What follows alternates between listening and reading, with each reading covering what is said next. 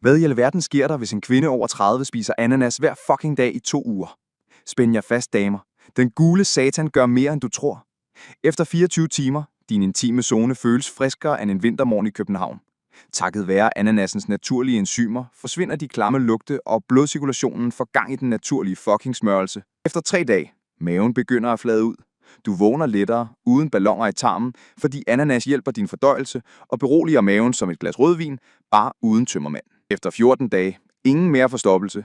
Dit system kører regelmæssigt som en tysk togplan, og dit immunforsvar bliver stærkere end dit kaffebehov mandag morgen. Efter 14 dage, din fertilitet kan endda få et boost. Ananas forbedrer blodcirkulationen, også i livmoderen, hvilket kan gøre det nemmere at lave en baby.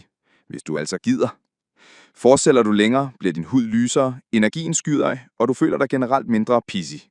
Bundlinjen: ananas er ikke bare en frugt. Det er en fucking superkraft for kvinder over 30. Følg mig for mere om din fucked up krop.